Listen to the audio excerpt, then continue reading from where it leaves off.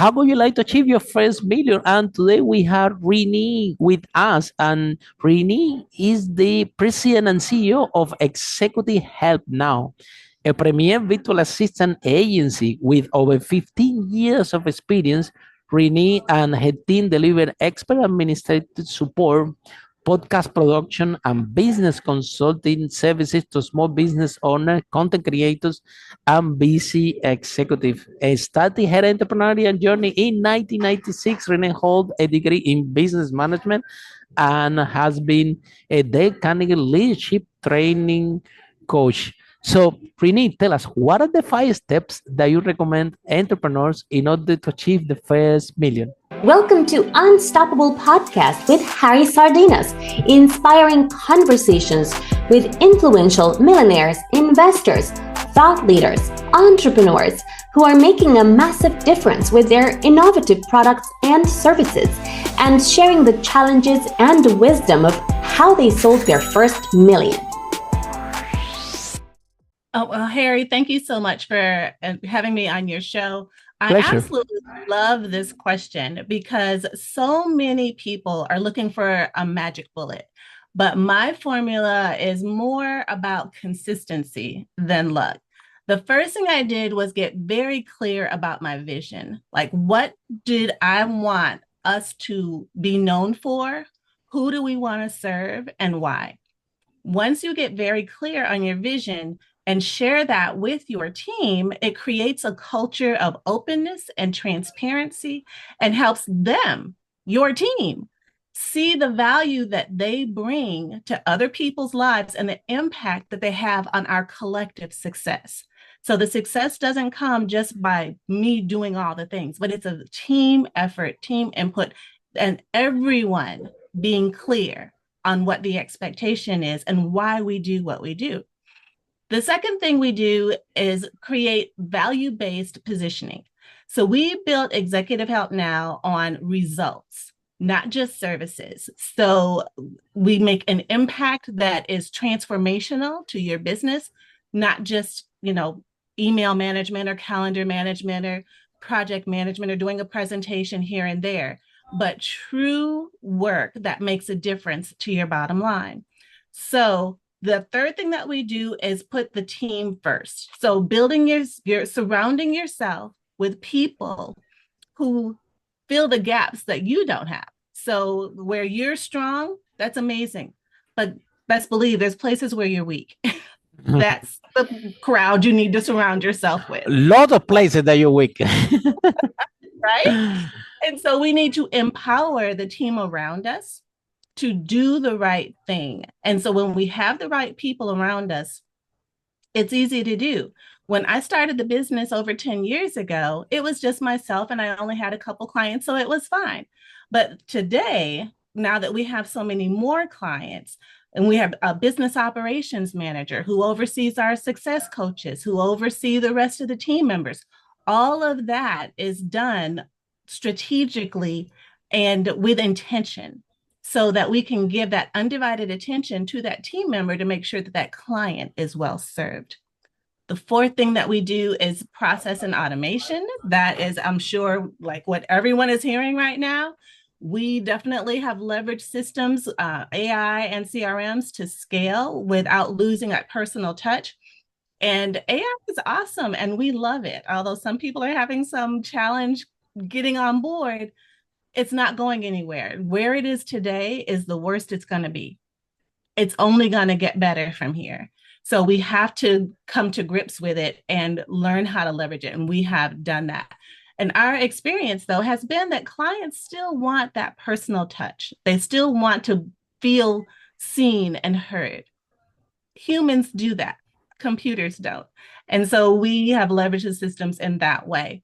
And finally, Harry, my fifth tool that has helped me is my faith and follow through. So my faith grounds me, and my follow-up game, that's where the money is, right? The money, the funds are in the follow-up. 100%. That's where the deals happen. That's where the deals happen. It's in the follow-up. So those are my top 5 things. Wow, women in business, that's something that we believe in this podcast and we support a lot. We want more women growing business and developing business. But I remember you started like everybody else, just with two clients at the beginning.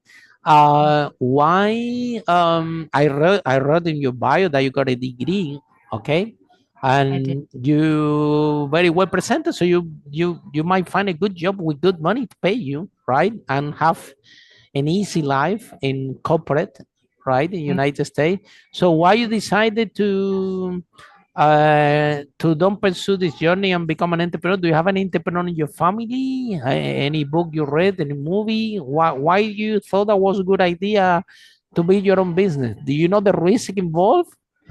Well, it's so funny that you asked that question because my entrepreneurial journey or the entrepreneurial spirit or that bug that kind of was always in me. I didn't realize it was in me. It was someone else who had to tell me, you're supposed to own your own business, right? And I was like, I "Oh, I'm quite happy here in corporate America with my bet, two I bet babies, you give they health pay you insurance. so good, right?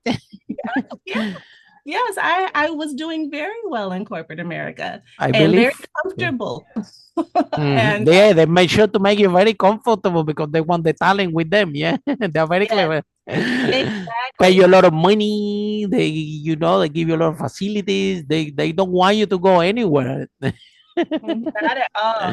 But then the more, as my kids got older, I had this passion outside of my 9 to 5. I still wanted to help people. I still wanted to change people's lives. And so I said, well, let me see if I can get a couple of my own clients for my, like on the nights and weekends, because it's just me here at the house, me and my husband. And so after I started the side hustle, I put that in air quotes for who are those are that are just listening. As my business was a side hustle to my full-time corporate job. But then my clients they were love the service so much that they kept telling their friends. And the more friends they told, the more Wow. I had to work. And so eventually I was working a full-time day job and running a full-time business Business. and be a wife. It It was, was tough. and you choose the business? I did. I chose the business because Why? Why? there was just so much more freedom and there was so much more opportunity to impact more than just this one executive that I got to support during the day. So I was like, the world is bigger. More people need the same kind of support that she's getting. My executive was a female. More executives need that same kind of support. So why can't I be the one to create this business that provides that for everyone? And so with women in corporate, right, that they might be listening this podcast, and men in corporate, they are listening this podcast and say, well, I wish that I have the courage to to leave corporate America and pursue my dream so I can have my freedom, spend more time with my family. Also, you can get fired from your own business. You know what I mean? And the most you got older, however, Renee, is not for everybody, right? Some people, some people from corporate, they might be listening to this broadcast and then thinking, wow, amazing, you can have the freedom. But at the end of the day, when you work in corporate, you have a specific skill that you're very good at, and that's it. You go Monday to Friday, you only do this, and that's Yeah, it. You need to worry about this. When you go to the entrepreneurial world, completely different book game, because you cannot know only one thing. You need to know a lot about a lot of things if you want to run a successful business. There is no such a thing like this is not my job, right? And right. it's not so linear. Building the business as a side hustle, you need to grow and requires a lot of input. After you Yeah, quit your job, and then you master and and improve that business, and eventually you're in the position that you're now. That, well, you have business manager, operator, and you go there basically because you want to, not because you have to, and right. you have the whole team. But to arrive to these dream positions, an entrepreneur, it's a process. Yeah, and I was same like you, right? When I I started my first business was room service in the Hilton, yeah, in London in Canary Wharf, and I my side hustle was the property business, yeah, and Okay. I was starting the property business, and I remember that every time that I have a room service, I wishing is that it was for the highest floor because Mhm. I was doing my business in the lift of the Hilton. Ah, Because if they're going up and down, yeah, is I took my phone and then I rented the rooms, get all the appointments, and after I finish my Hilton shift, I go there and I continue with my side hustle, which I think is very safe place for you to do that transition for corporate to be an entrepreneur, because some people say, well, I quit my job and I become an entrepreneur and I save a lot of money, so I'm gonna quit my corporate, I'm gonna start my own business. I don't think that people should be doing this because it doesn't matter how much you save. If you don't know what you're doing, building your business, you know better than anybody that all your money can disappear because until you don't have product market fit. But I remember I was same like you, Rene. One day I'm waking up to the Hilton to work, and then I'm working in my side business, and I always have 2 rooms empty. mm, In the last 3 months, I have 2 rooms empty. Every room was £600. wow. So it's around, I was losing on my side business £1,200 a month because I have so many houses and that I didn't have time to rent these 2 rooms. It would take in one more day, but because I'm working full time, but then they will pay me 1,200 a month in the Hilton. And one day I wake up and I say, you know what? Mm, I can make in one day what I'm getting in the Hilton in a month. It's right. time for me to let it go Hmm. and quit my job. I was so scared to quit my job, so to that the transition to let that go until one day I said, look, this is doesn't make that was 18 years ago. So Oh, wow. 18 years ago that I made that decision. Yeah. And it have been a fantastic journey. Have been not easy. Have been a roller coaster, a lot of failures, a lot of some wins, some failures. But at least you're doing what you love.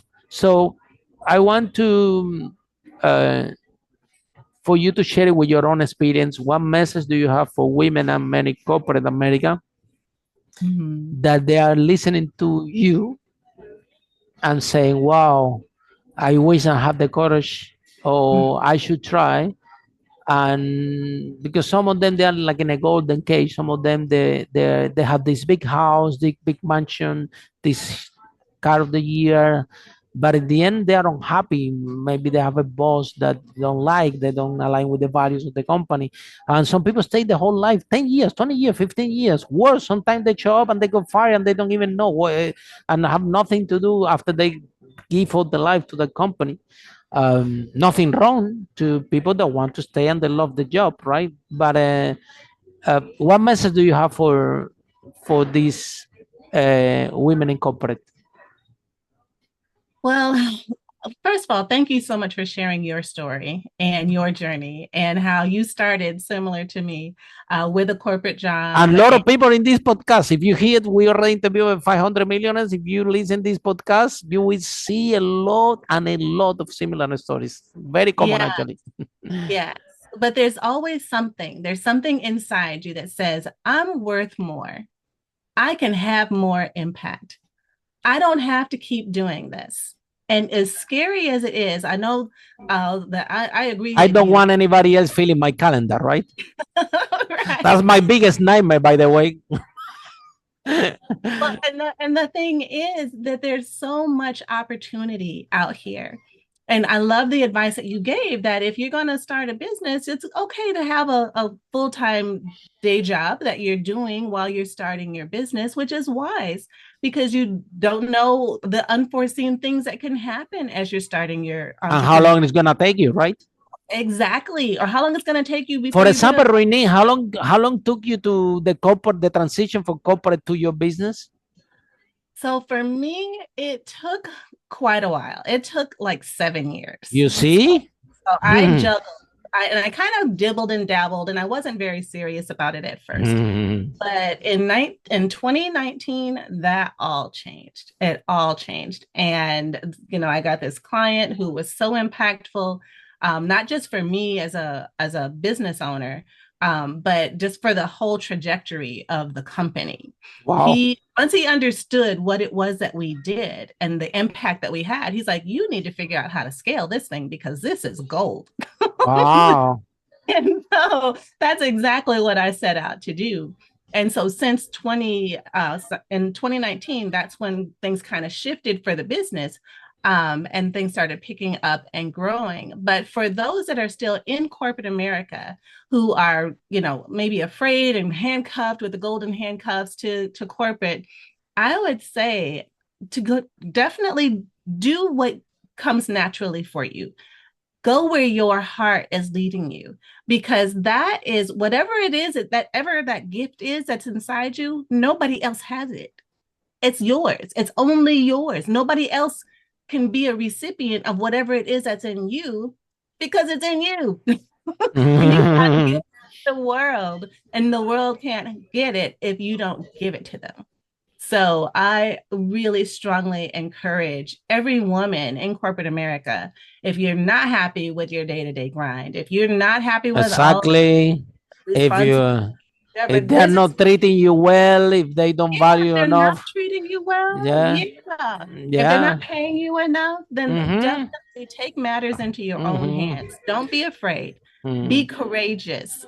I'm a woman of faith. I prayed all day, every day. I can Yeah, say last I'm last sure God got tired of you hearing won't from me. believe last workshop that I did, one of the students that attended, she's graduating from Harvard, okay, and she went to that company to work in financial services, and Mm-hmm. she shared with me that they hire her just to have a woman in the C level Mm. to look good, and she was as clever and much better than a lot of uh, people in the C level taking the financial division. I'm talking about big company there in United Kingdom.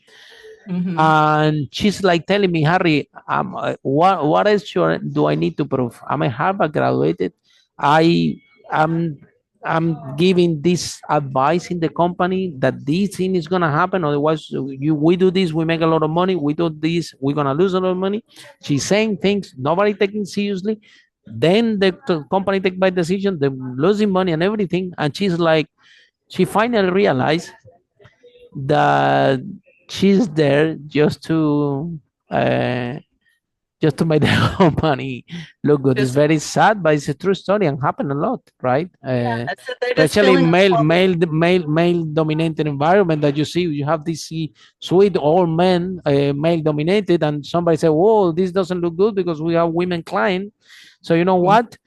Pick a woman, whatever, put it there. It doesn't matter. We're not gonna care what she's gonna say or whatever. Just to look good, because otherwise all our women clients, they're gonna Mm-hmm. stop buying for us. So we see a lot, yeah, in terms of a lot of work needs to be done Yeah. in that space. And but women like you showing up really powerful, building their own business. And I'm happy, like you said, you took 7 years. You see, for me, it took 3 years. Yeah, two Okay. years and a half. Yeah, it doesn't happen overnight, because you start to you have to you're gonna make mistakes. Right. You don't have too much time. You need to change the product. Then life goes on, and yeah, until finally you get to that tip, like I was, until finally I rush to the point that I'm saying, look, what's the point for me going out to work here anymore? Right. There's no point Right. anymore. The business I grow is I have their own life. I just need just to focus and grow this thing. Yeah, expansion, which is another question I'm gonna ask you, because I remember when I was in my expansion process, I was thinking to myself, I said, Harry, you have this small mess in this business. In this small business, you have a small mess. If you expand this, what you're gonna expand, it's a big mess. So, because expansion is another ball game also. You have to you, you think, oh, I'm gonna expand the business. Well, it is not like if you're gonna double it, you're gonna double the money. It doesn't really work that way. There is cash flow. Then you need a manager now to manage all those people, and you need to train. You need to become more in the training business and in the leadership business. You need to develop those leaders. So, and you will be looking at me right now and say, hold on, I didn't sign up for this. I signed up to have my own business and be an entrepreneur. Now I need to become a leader and empower leadership in my organization and align them with the culture. So, when do you realize that, oh my God, now I'm doing this, now I had to become a leader, and I Mm-hmm. had to and I had to be in a way to not only become a leader, develop leadership in the organization so it can go by itself. Because when you're growing, I remember it was one point in my business that all the clients want to talk to me, and all the team wants to talk to me, and I'm Mm-hmm. thinking in my house, these people are gonna kill me.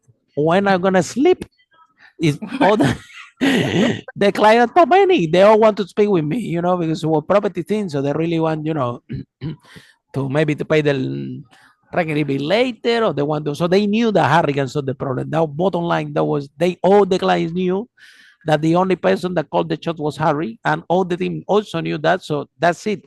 If I have a problem, I call Harry. So now I'm thinking, when I'm gonna sleep, the Right. people are gonna kill me. They don't care. They only want, but and they call me. They don't care. It's 3 a.m. because when they have a problem, if it's 3 a.m., it doesn't matter. They don't care if I don't sleep.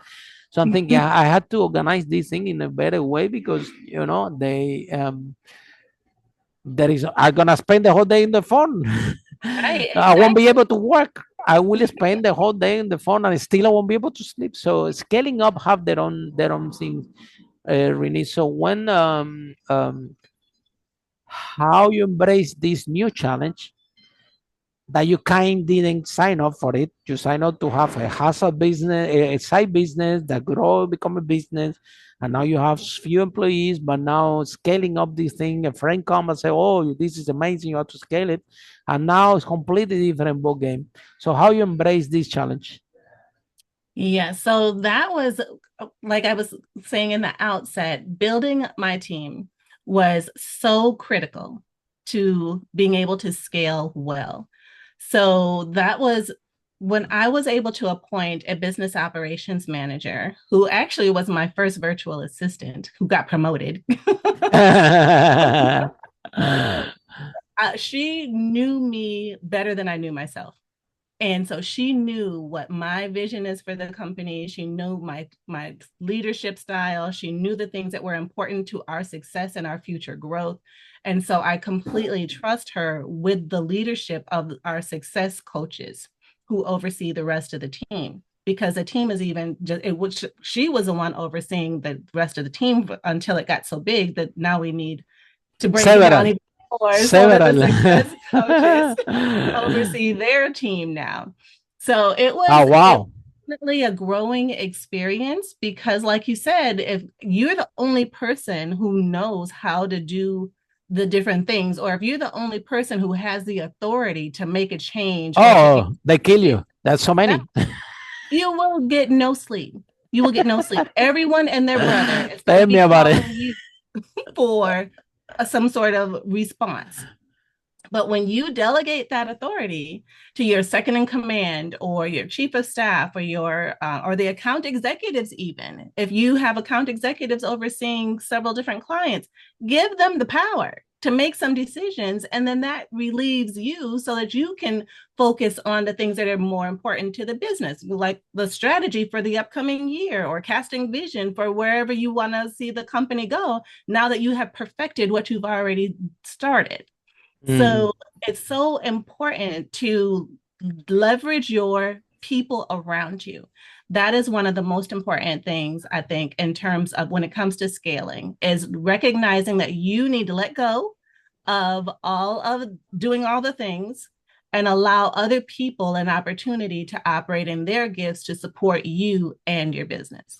Very difficult to let go. I remember, when you start this business, I'm like this kind of person. I don't trust anybody.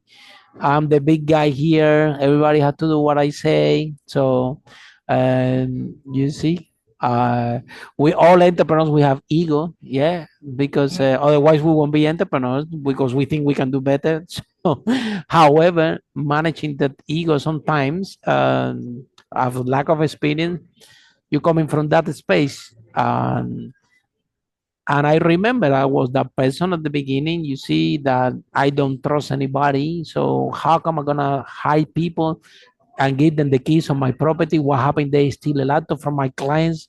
No way that I'm gonna allow this. I'm not gonna allow any of my team to speak with my landlords. What they steal my business. So you're coming from all this, but you know what happened? As the business grow, you're exhausted.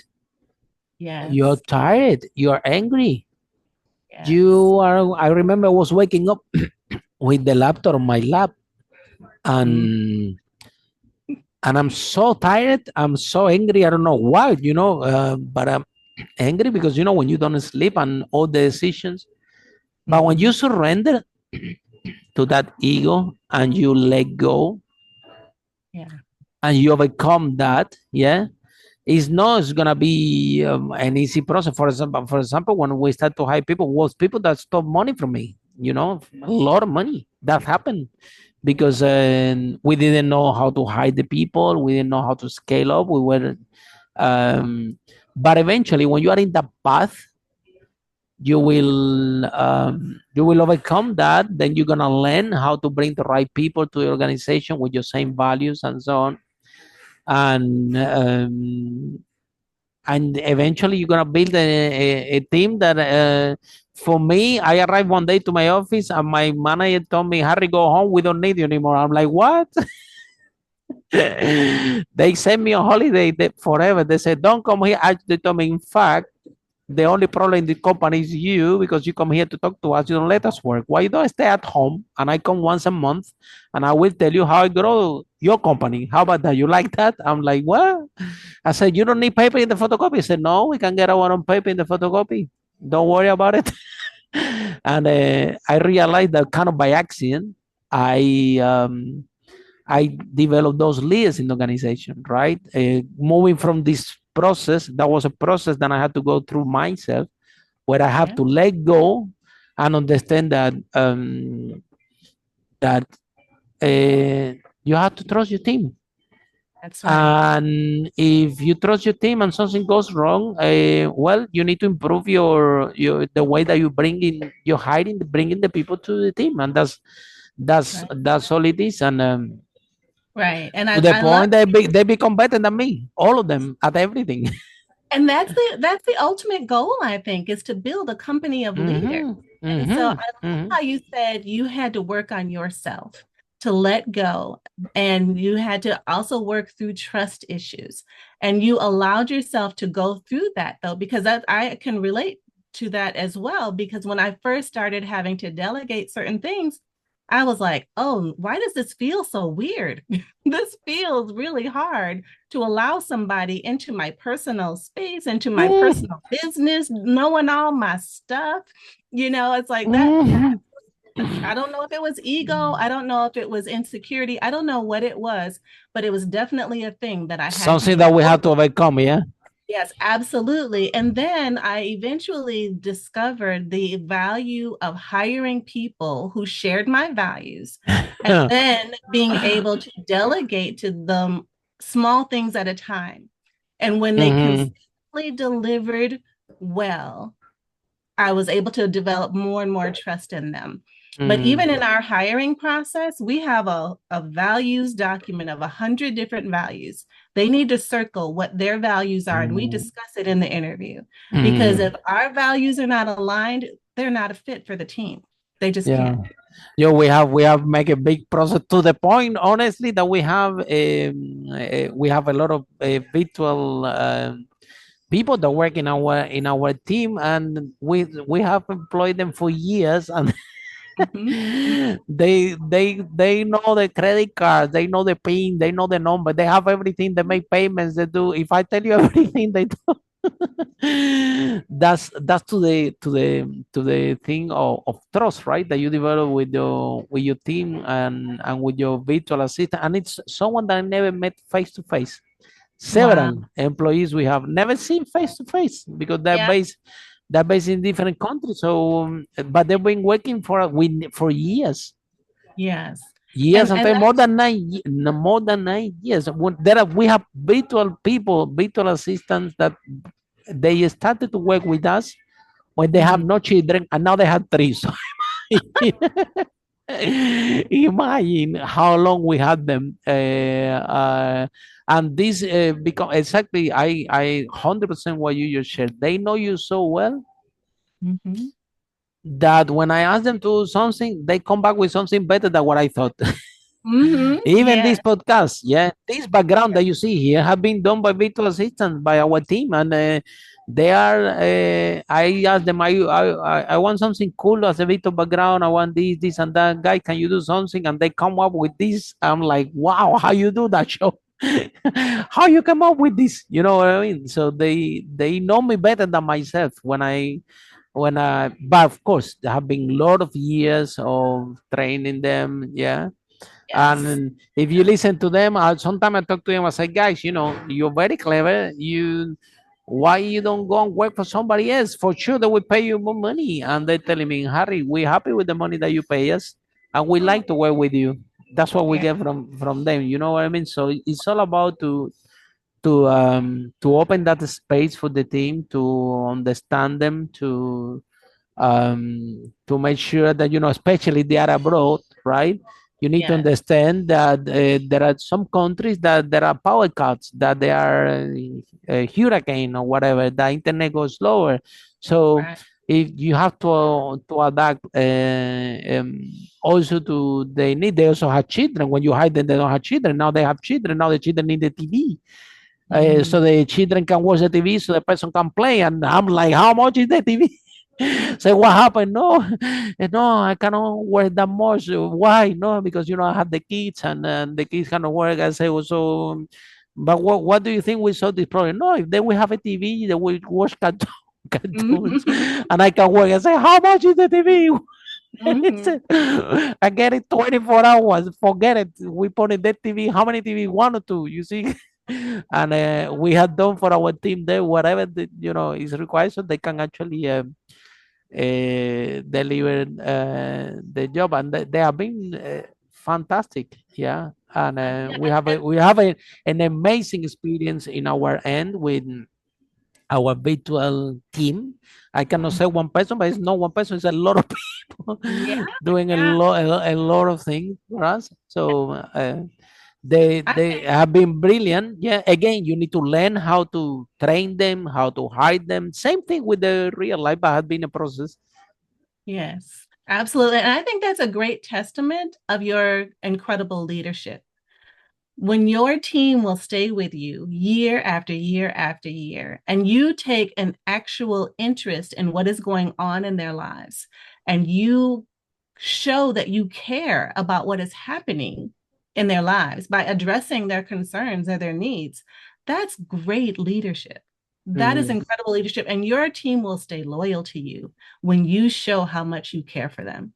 100%. We do things for you that the things that they do for me are like unbelievable.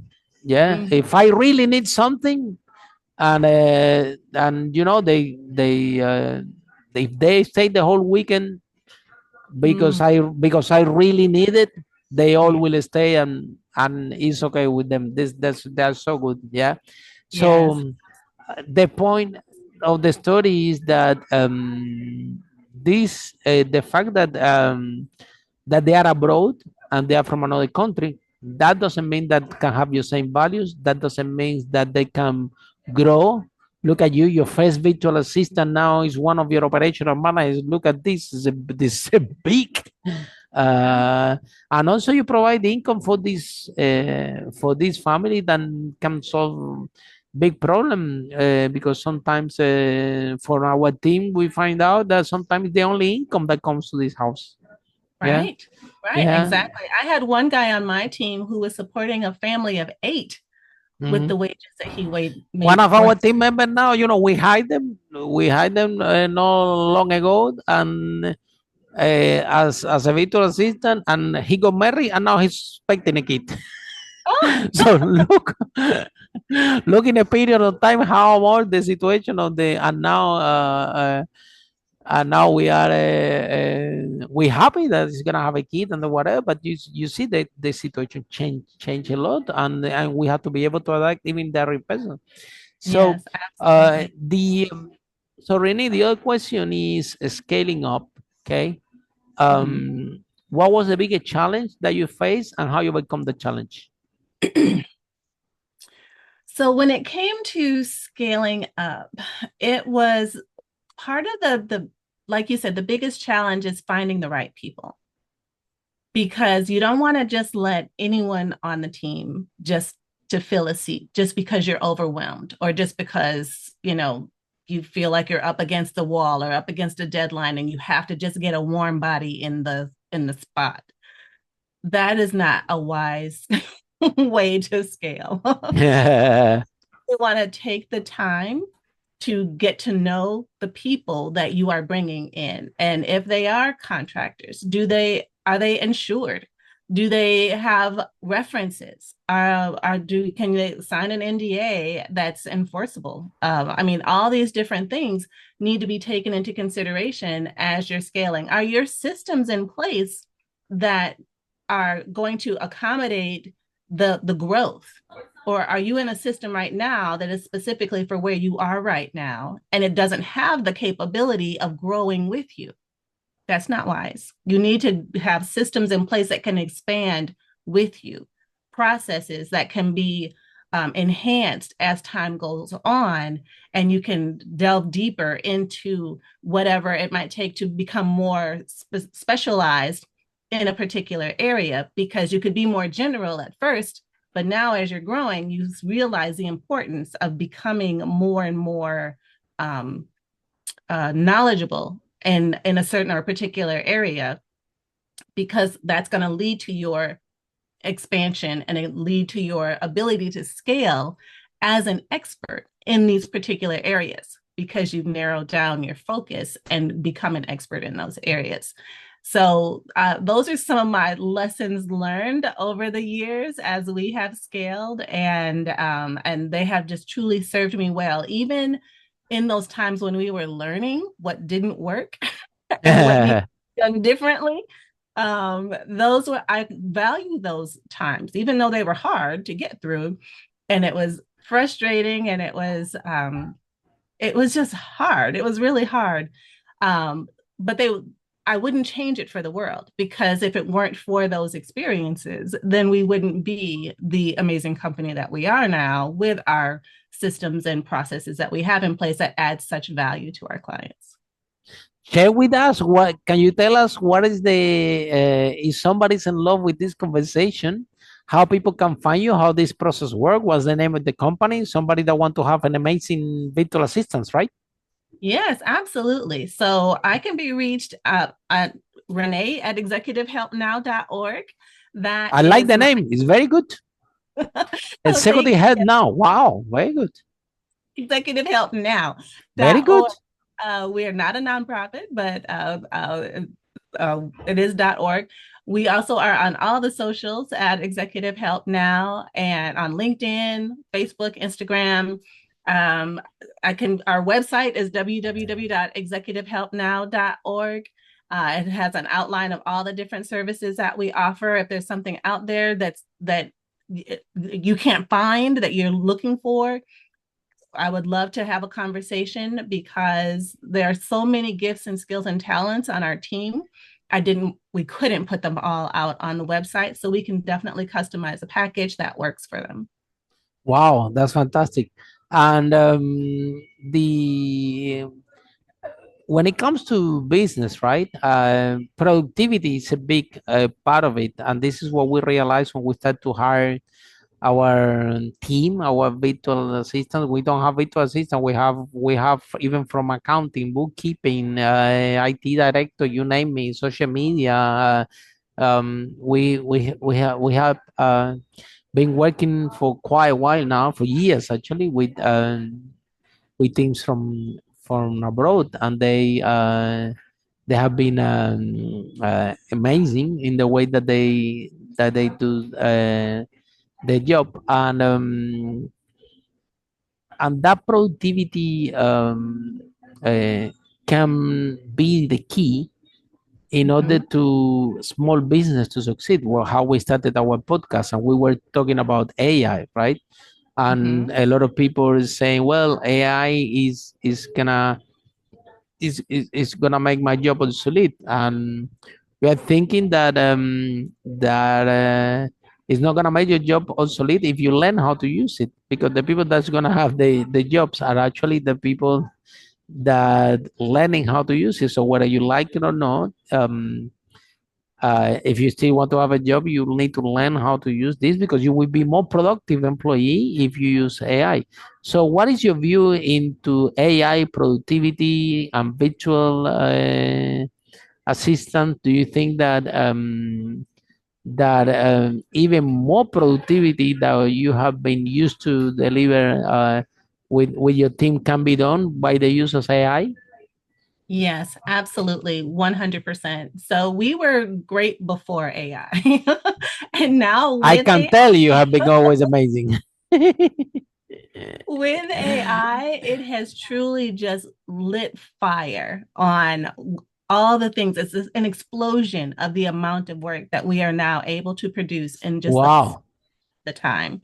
And it is truly a game changer. And so on our team, one of the things that I really appreciate is everyone's AI competence and how they are not afraid of it. It's definitely something that's utilized on a daily basis for all of our clients.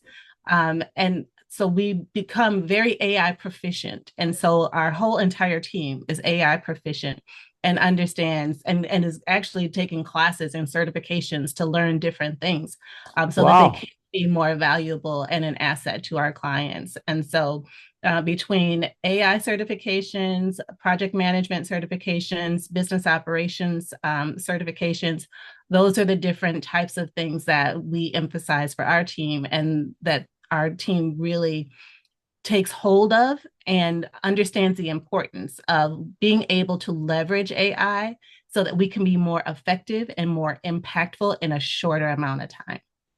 We can have and a small business can grow, because now with using those tools, we can become more effective in terms of and more profitable, because the thing is that they say, well, some business owners say, I don't want to do things with AI, and I'm saying, look, you either do things that you're gonna have to do with AI, and or not gonna be business at all. It's not gonna be job for anybody. It's not that you're gonna lose 2 3 jobs. Everybody will lose the job, because the company will collapse, Right. including It's you. so important. It is so important To embrace it, get right?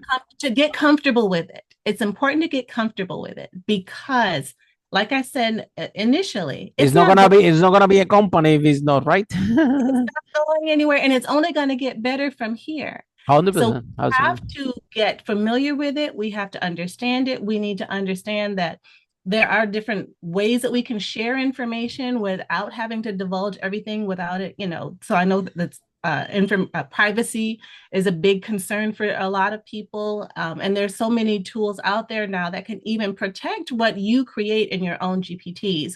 So, and that's a whole another subject for another day, but it is definitely, if someone doesn't take advantage of AI right now and they are afraid that they're going to lose their job to AI, they could actually become a self-fulfilling prophecy because AI may not take their job, but it'll be taken by someone who knows how to leverage it.